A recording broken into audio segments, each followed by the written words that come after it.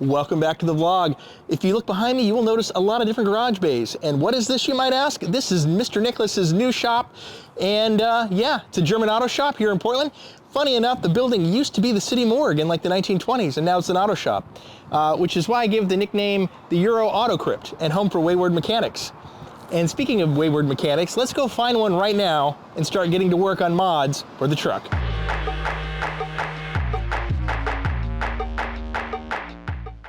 Hi, and welcome to the Euro Car Crypt and home for wayward mechanics, where you too can work on cars.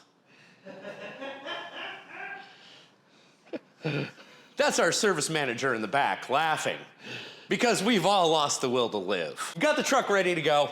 It's a little different in a shop like this. This is a shop designed for European sports cars, as you can see by the Porsche on my left, the Mini Cooper, the BMW, and the BMW, and there's a 928 over there and a couple 911s that way. This is a little bigger, so it'll be fun. Fun, they said. But good news, all of these lifts are rated to 9,000 pounds, and it's a big shop. So let's get her up in the air and see what we can start doing today. Going up. Oofta. Somebody's getting her workout today. Those of you who are new to the automotive world, this is sometimes called a pogo stick. It's basically a safety jack you put under things. Because this truck is kind of large, we're gonna put it right here since while we work, it means things don't shift around as much. My God, that's a lot of droop. Wow. Now, we get to start with the fun stuff. Probably, I'm gonna start by taking a bunch of stuff off and then putting new shiny bits on. Speaking of new shiny bits. All the shinies right here. This is what we're gonna attempt to install today. We'll see how far we get. We always come with high aspirations. As we talked about in our last little short video, this is our SPD exhaust system. This is a tail and midsection. What's funny though is that doesn't actually include the tailpipes themselves. So this piece right here, up to here, and this piece right here all stay. So we're just replacing this muffler, which goes bye-bye, and goes much smaller. And this rusted ass section, and this muffler, which goes completely gone, and this is where the weird twisty bit goes. So it's gonna increase flow, it's gonna reduce the amount of Baja rust we have down here. It'll be fun. So when you're putting together a bushing like this, typically what I recommend doing is use a vise, because these polyurethane bushings are a 3-piece unit and very, very tough. That's why you're all supposed to lube them. But the 3 pieces are, each side is a separate half. You'll see it like this, and a metal tube in the middle. So when you're putting them together and putting them through something, you assemble it by putting it in a vise and going squishy, squishy, and then we lubricate. With a fitting like this, because the 2 rubber pieces, you can see inside the split there. So once I thread in one of these called a Zerk fitting, which is a little tiny grease fitting. Ooh, special. That's gonna thread in right like so. Once it starts. There we go. And we grab our special little sized wrench that we have around here, which in this case happens to be an 8mm. So as you can see, there's a little tiny ball bearing there at the very end of it, which you could see till I booped it. And when I thread this in, it acts as a one-way valve. You can see the little ball bearing fitting there. So once this is threaded in,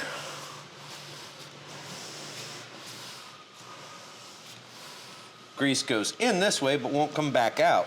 Also keeps dirt from coming out because all the pressure of the grease holding it in. So now once we assemble this and put it in place, then we grease it till grease comes oozing out the sides. Then it's done, and you re-grease every couple of months or when it starts making a lot of noise. For situations where I can't get it into a vise, we use Meownor.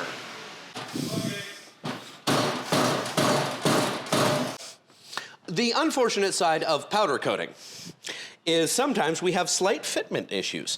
So because This is a plastic slip fitting that is supposed to boop inside here. Now, it was already designed to be a really tight fit, and there's actually a hole drilled in it that aligns with where our Zerk fitting goes.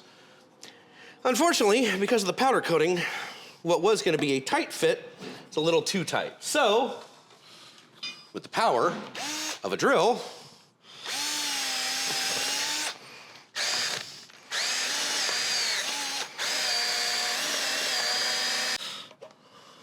yep, now fits in. So I just got to polish a little further down and then probably use Meownor to tap it on in.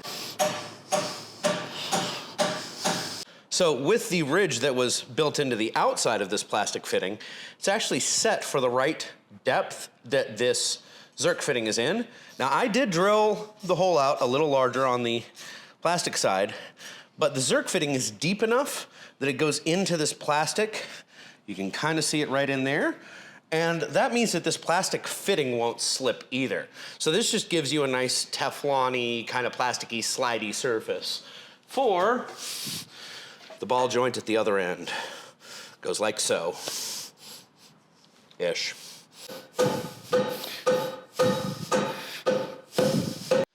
Okay, Mr. Nicholas, what do we got going on over here?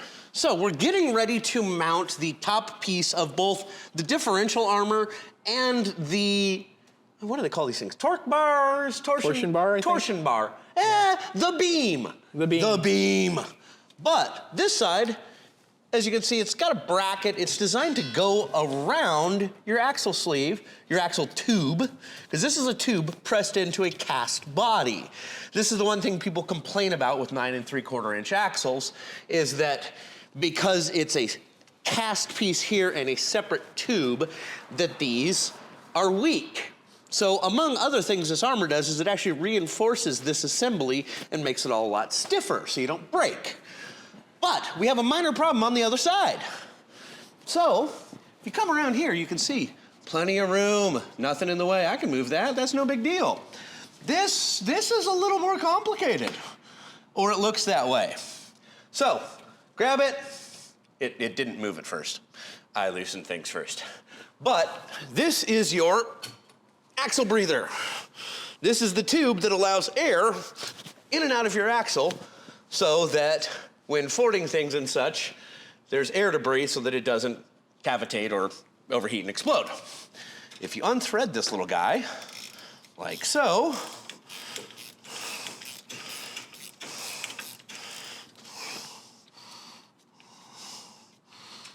now we'll have to put him back in, but this plate can come out of the way, and that now sits nice and snug up against the shell of the casting. So, the unfortunate news. As it looks, we gotta modify it. So we're gonna actually chop out probably a section right about there. All right, we're back in the shop the next day. Yesterday we spent a lot of time prepping and cleaning.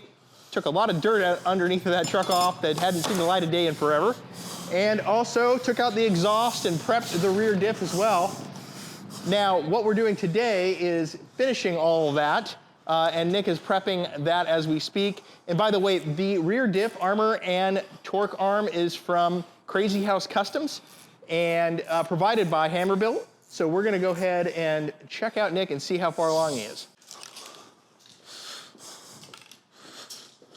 Okay, torque arm getting installed. We actually did take off the drive shaft in order to complete this process. Make sure when you take off your drive shaft that you are being extra delicate with it. We have a yoga mat for our drive shaft. There's a reason for that, guys. And what I'd like to point out is a nice little sticker on here that says, scrap if dropped. Now, if any of you guys wonder why, you'll see this little tiny piece welded there. There's probably one over here and one right there. They balance these things being spun at, I don't know, 10,000 RPM or some insane number like that, because that has to spin smoothly with no shakes as fast as that truck will go, minus gear ratio. So if you drop these or bend them or goof them up in any way, you throw them out, because getting it rebalanced it's cheaper to buy a new drive shaft. So, word to the wise, kids, be gentle. They're also hollow. And when Nick tells you to be gentle, be gentle. So, here's where we are so far. We have the rear plate mounted, which was not too bad actually. Surprisingly simple build. It's got a front plate, the top gusset piece here, little cup on each side, and then the lower armor that holds it all together. Getting it torqued down required a whole lot of putting it in, adjusting the bolts, putting it in, adjusting the bolts, putting it in, and adjusting the bolts again and again and again. This is our actual torque arm right here. This big bad boy right here. And we took the driveline out so that this plate, which mounts to this beam right here, has to be drilled in. Needed to figure out where to drill it. So it sits, well, a little further forward than that. I'm making minor adjustments. These, by the way, are skid marks from a rubber hammer as we were beating things in place. It's not the gentlest of jobs, but this isn't gonna have the gentlest of lives. So, oh well, not my monkeys. It's still gonna look cool, and once we wipe off all the rubber, it'll be fine.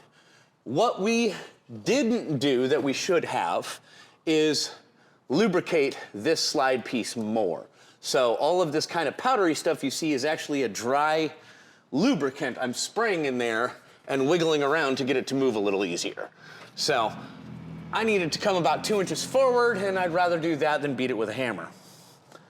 Once it's forward, I'll know that my holes are perfect. I've marked them with paint, drove 4 holes, and then we put in a little insert for the holes to bolt into. These are the inserts. They're gonna be a little hard to see, so here, let me hold them up. Which are again. provided by KHC. Yeah, this is all comes with the kit. And these actually feed up through here and go inside this frame, like that. Now, in the back here, as you can see by the fresh rattle can black, this is our bracket for our axle breather port, and also holds brake, all of the air lines for the lock, and wheel speed sensor. That's one wheel speed sensor, that's the other. This is probably breather, and that's probably brake wear oh no, that's the axle lock actuator. That all mounts to this bracket, but I had to trim that pretty heavily. We talked about that before. So what I do is I just paint mark it, and you can see how far the rubber sticks over. I cut it in a straight line up, and I cut it over, and I try to give stuff like this about a finger's gap. Not because it needs it, but because it makes it a whole lot easier to take things apart and put them back together if anything gets dirty, nasty, bent, broken, et cetera, ad nauseum. Grease, boop, done. And there are quite a few grease fittings now. So checking your grease fittings every once in a while is a good thing. Modern joints on most cars don't need grease because they're sealed, but that also tends to make them disposable. When you have stuff like polyurethane bushings and big, hard, built like a brick poop house, By the way, control arms, as a reminder, these are also Krazy House Customs. Krazy House Customs lower control arms I got probably a year and a half, 2 years ago, and put them through the ringer a little bit so far. Nicely powder coated and then scraped the heck up in Baja. So we're kind of figuring out what we can do about that. But make sure those Zerg fittings are greased. They come with Zerg fittings, as you can see right there, for these big polyurethane bushings that move all your suspension around, make it move smoothly. So it's recommended that, you know, every once in a while you come in here with a little bit of a grease gun and give them a light schmutz. And for those of you wondering how much, I literally pump till it's very difficult to squeeze. That usually means there's enough grease in there. I made a slight oopsie, and I over-installed this shaft just a little bit before lubing the crap out of it. And now I need to get it back out a little. So I've got it ratchet strapped to where it needs and wants to go. And as you see, the ratchet strap allows me to pull it, and as soon as it gets to the right point, slips free. So there we go. Unfortunately, this process did take a bite out of poor Meownor. Meow.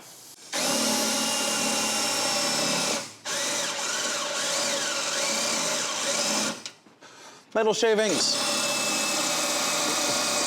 Engage safety squint. I was just gonna say that. Engage safety squints.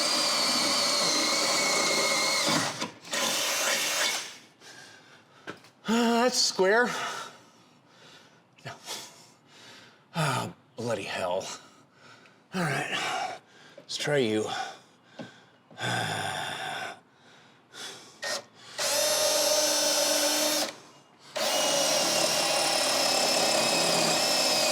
So fun story, turns out I can get my arm in here, barely. And despite the fun pain, see it poking out here, all I have to do is feed it from here all the way up to there. So, thanks to my master's degree in Eurotrash and my BS in off-roading, and that doesn't stand for a Bachelor's of Science, kids, we got it up there. Now I just use a magnet to move it around a little, because it needs to go a little bit more. Come on, little buddy. Almost there. I feel part of you. Oh, man, there's dirt up here, too. How did you get this much dirt in this truck? Oh, I know. Wait, that was there for some of it. Oh, I can't quite reach it from that end now. Magnet.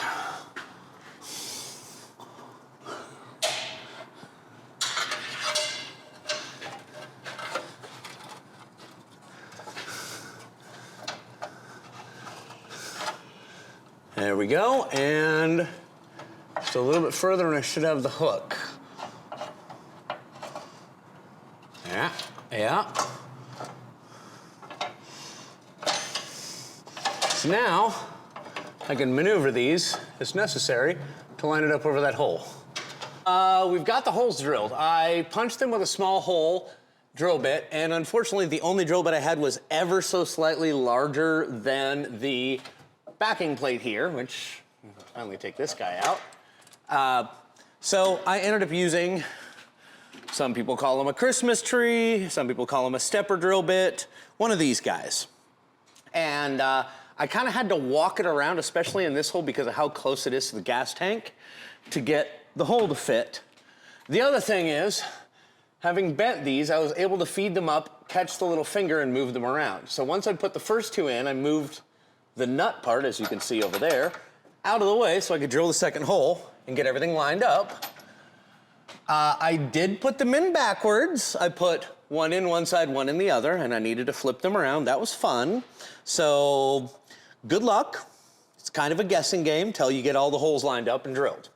But now that they're in, we're gonna tighten them up, and that's basically the end of this part of the install. Now we drop the driveline back in, and we'll have to make some adjustments once it's at ride height. The big adjustment is gonna be the bump stop over there in the rear. But let's get these tightened up and then we'll go from there, okay? Special note to everybody too, you might see a lot of space in here that we're working with, and keep in mind that in addition to dropping the drive shaft, we also have taken out the exhaust. And we did that for two reasons. One, I wanted room to work. I'm tall, I need clearance.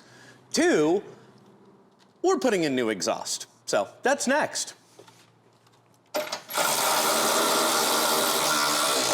When you absolutely positively must be sure stuff is tight, use an impact gun that's massively overrated for the job. Loud noises.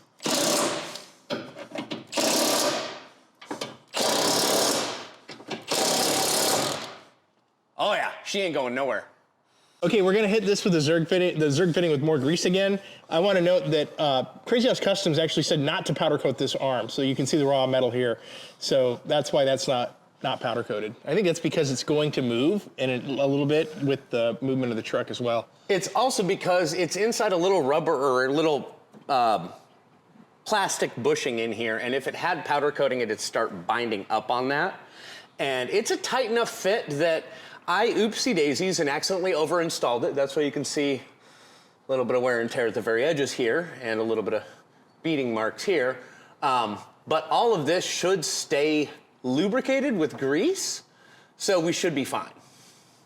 But we're gonna, now that we've got it installed, we're gonna lube it one more time just get that little bit of extra grease to push through.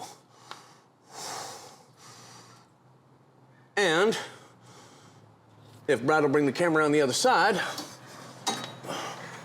you can now see grease has started to come out right at this leading edge here, right where we want it, because that is what is going to slide in and out as the suspension moves up and down. So I'm just rubbing all of this excess grease lovingly all over everything.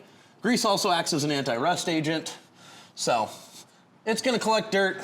Welcome to off-roading.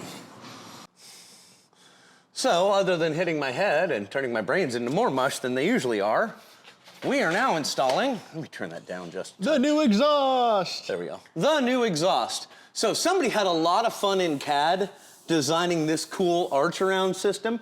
And for those of you who are sitting here thinking, what in the Alabama cousin something, something, something, I'm trying not to swear as much so that YouTube doesn't flag our videos. This is actually so that this is now equal length, because you have two tubes. One comes from the left, one comes from the right.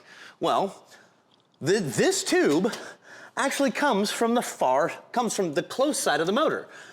This tube comes from the far side of the motor, so it's got a lot longer to go. So to even out the length between the two tubes, they add a loop.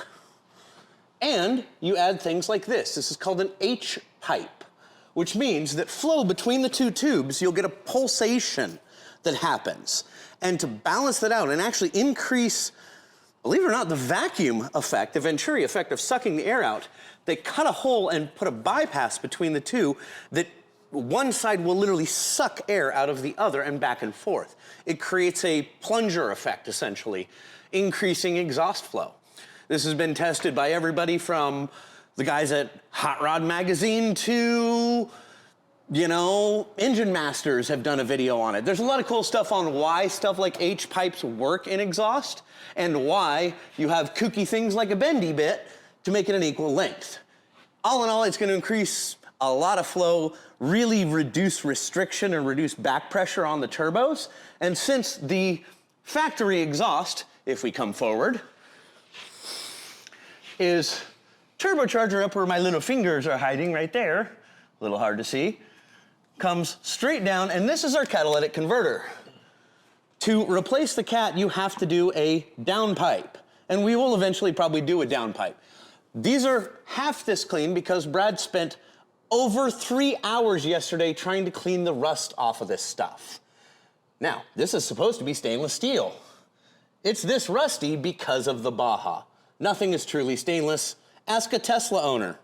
Oops, I went there. What this does is we bolt into the factory clamp right here. This piece of clamp is a loose bit of metal. 2 bolts go through it. And on this side, there's a loose bit of metal. This has a flare on the factory side, and we have kind of a cone on the exhaust side. This side is a slip fitting, where it slips inside, and this bracket right here, which is built in, and I can't take off, otherwise I would have wiggled it a little more, bolts and clamps it down tight.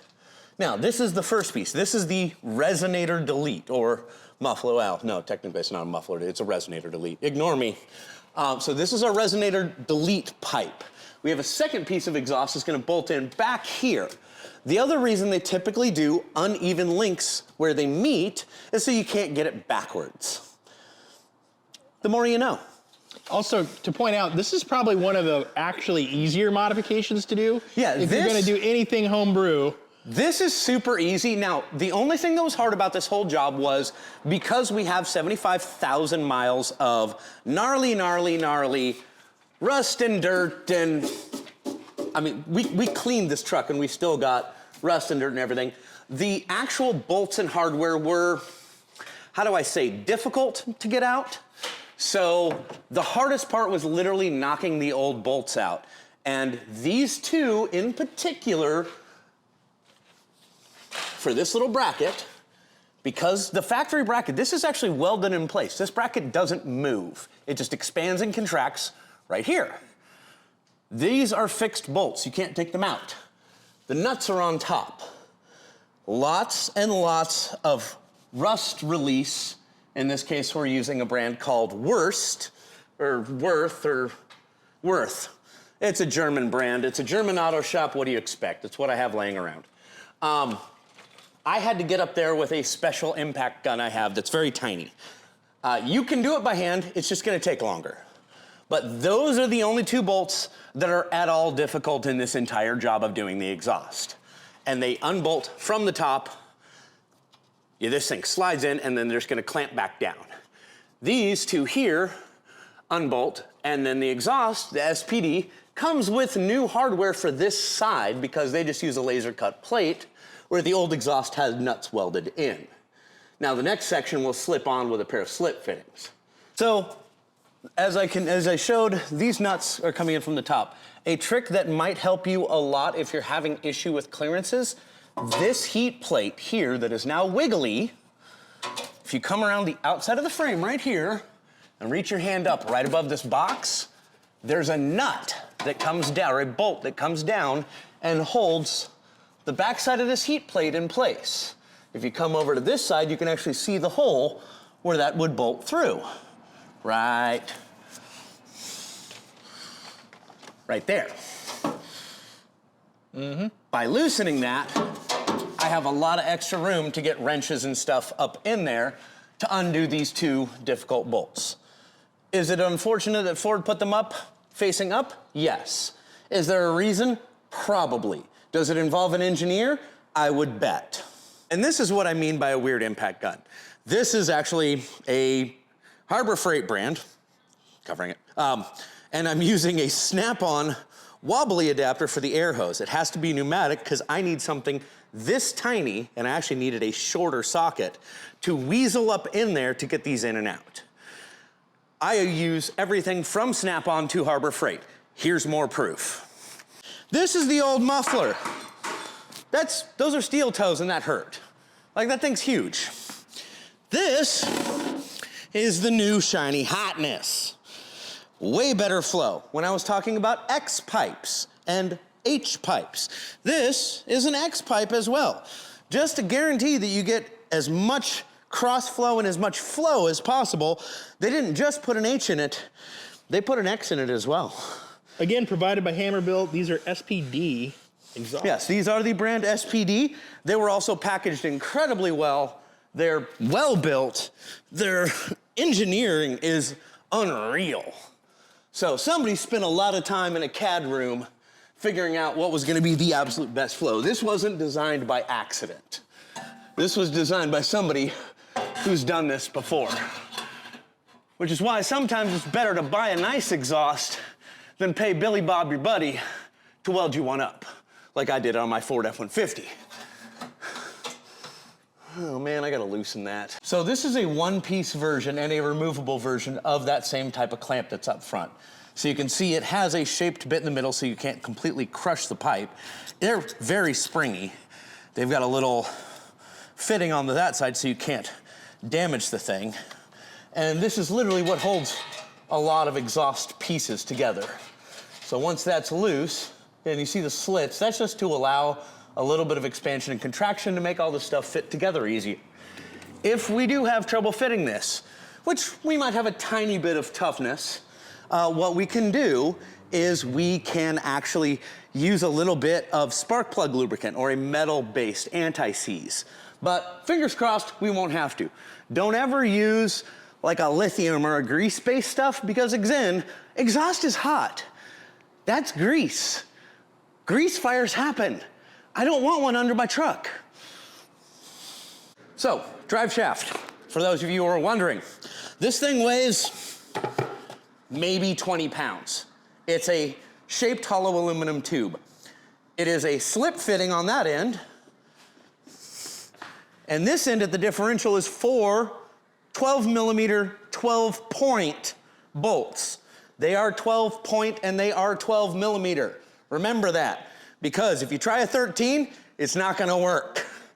So, this just slips into the transfer case, like so. We'll walk it this direction. Watching our head again. No more concussions today. And I'm gonna be very gentle when I do this. There is no alignment, so you don't have to worry about, ooh, did I get it aligned right? It literally just kind of shimmies in and slides forward, and you set it right back here.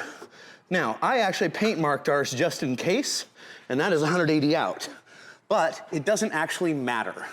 As long as you get the brackets where the brackets used to be. You can follow the wear pattern like for the dirt. So even though I'm 180 out, this is gonna work just fine.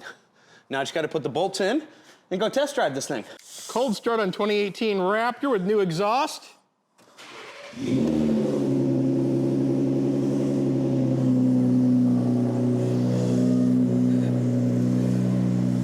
Dude, that sounds pretty darn good.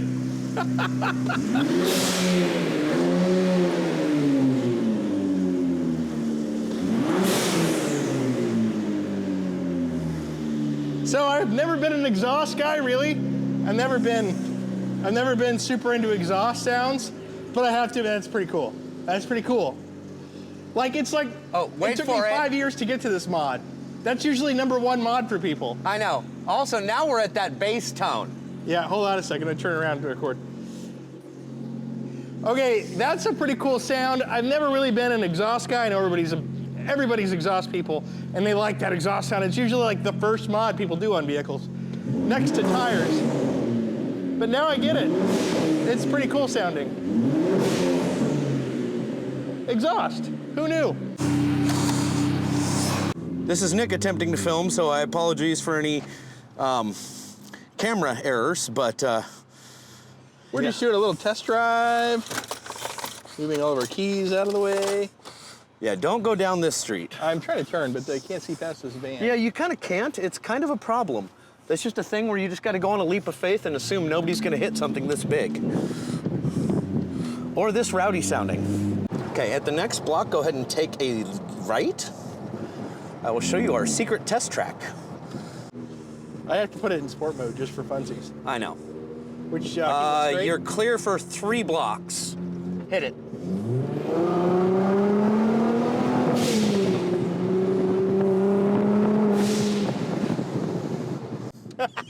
That's ridiculous. Kind of fun. It is kind of fun.